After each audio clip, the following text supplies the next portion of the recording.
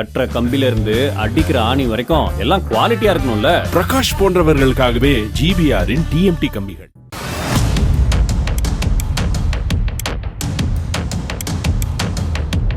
சுமார் 5 ஆண்டுகளுக்கு மேலாக நடந்து வந்த நிர்மலா தேவி வழக்கு விசாரணையில் நீதிமன்றம் அளித்த தீர்ப்பு கல்வி நிலையங்களில் சுற்றித் திரியும் சில காம கொடூரர்களுக்கு சரியான பாடமாக அமைந்துள்ளது.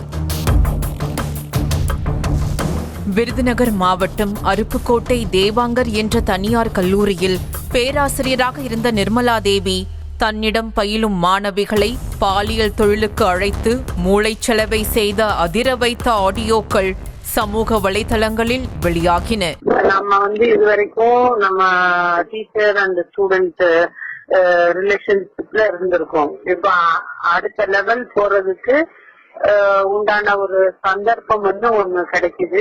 சக்சஸ்ஃபுல்லா முடிக்கிறதுக்கு காலேஜ் ஸ்டூடெண்ட்ஸ் அவங்க சில விஷயங்களுக்காக எதிர்பார்க்கிறாங்க. தாம் சொல்லுவது போல மனம் கோணாமல் நடந்து கொண்டால் பணமும் சொகுசும் எக்கச்சக்கமாக கிடைக்கும் என வாய் கூசாமல் நிர்மலா தேவி பேசியதை பார்த்து கல்லூரி மாணவிகள் பதறி போயினர். பினான்சியலும் நல்ல சப்போர்ட்டிவ் இருக்கும், சப்போர்ட்டிவ் நீங்க எதிர்பார்க்காத அளவு இருக்கு.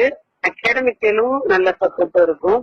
ஏன்னா அமௌண்ட் வர்றத அக்கௌண்ட் நம்பர் ஓபன் பண்ணி உங்களுக்கு அதுல போட்டு விட்டுறேன். இந்த ஆடியோக்கள் வெளியான அடுத்த சில நாட்களிலேயே காமராஜர் பல்கலைக்கழகத்தில் பணியாற்றும் உயரதிகாரிகளுக்கும் அதிகாரத்தில் உள்ளவர்களுக்காகவும் தான் நிர்மலா தேவி மாணவிகளை பாலியல் தொழிலுக்கு அழைத்ததாக குற்றச்சாட்டு எழுந்தது. இதனையடுத்து வழக்கு பதிவு செய்த அருப்புக்கோட்டை நகர் போலீசார் கடந்த 2018ஆம் ஆண்டு பிப்ரவரி மாதம் நிர்மலா தேவியை கைது செய்தனர். இதனையடுத்து சிபிசிஐடி கையில் வழக்கு சென்ற சில நாட்களிலேயே மதுரை காமராஜர் பல்கலைக்கழகத்தில் உதவி பேராசிரியராக இருந்த முருகன், ஆராய்ச்சி மாணவர் கருப்பசாமி என மேலும் 2 பேர் சிக்கியது பெரும் பூதாகரமானது. 3 பேர் மீதான வழக்கு ஸ்ரீவில்லிபுத்தூர் மகளிர் நீதிமன்றத்தில் நடந்து வந்தது. சுமார் 5 ஆண்டுகளுக்கு மேலாக நடந்த விசாரணையில் பாதிக்கப்பட்ட கல்லூரி மாணவிகள் உட்பட 104 சாட்சியங்கள் பட்டியலிடப்பட்டு 82 சாட்சியங்கள் விசாரிக்கப்பட்டுள்ளது. ஆடியோக்கள் உட்பட 46 விதமான ஆதாரங்களும் நீதிமன்றத்தில் தாக்கல் செய்யப்பட்டது.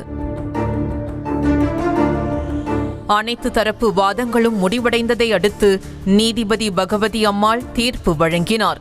அந்த வகையில் விபச்சார தடுப்பு சட்டம், பாலியல் ரீதியாக துன்புறுத்துதல், கூட்டு பாலியல் வன்முறைக்கு வற்புறுத்துதல், தகவல் தொழில்நுட்பத்தை தவறாக பயன்படுத்துதல் உள்ளிட்ட 5 பிரிவுகளின் கீழ் நிர்மலா தேவி மாணவிகளை மூளைச்சலவை செய்து பாலியல் தொழிலில் தள்ள பார்த்தது நிரூபணமாகியுள்ளது.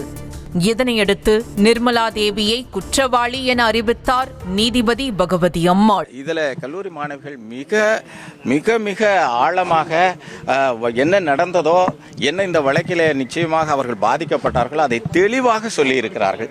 ஒரு குறையும் இல்லாமல் அவர்கள் சொல்லியிருக்கிறார்கள். மதுரை காமராஜ் பல்கலைக்கழகத்திலே இருப்பவர்களுக்காக இந்த வேலையை செய்வதாக உண்ணாத குற்றவாளி சொன்னதாக சாட்சிகளிலே தெளிவாக சொல்லியிருக்கிறார்கள். வழக்கில் நிர்மலாவுடன் கைது செய்யப்பட்ட கருப்பசாமி மற்றும் முருகன் விடுதலை செய்யப்பட்டனர்.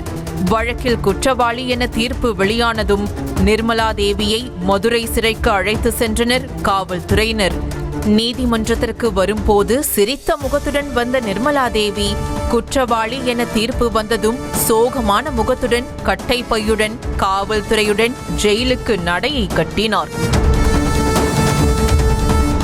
நிர்மலா தேவி மீது பதிவு செய்யப்பட்ட பிரிவுகளின் அடிப்படையில் குறைந்தபட்சம் 10 ஆண்டுகள் சிறை தண்டனை கிடைக்கும் எனவும் கூறப்படும் நிலையில் நாளை அவருக்கான தண்டனை விவரம் தெரியவரும். செங்கல்ல இருந்து சுண்ணாம்பு வரைக்கும் கஸ்டமருக்கு நாம தானே கேரண்டி. கான்ட்ராக்டர் குமார் மாதிரி ஆளுங்களுக்கு தான் ஜிபிஆரின் டிஎம்டி கம்பிகள். செய்திகளை உடனுக்குடனும் துல்லியமாகவும் தெரிந்து கொள்ள சப்ஸ்கிரைப் பண்ணுங்க.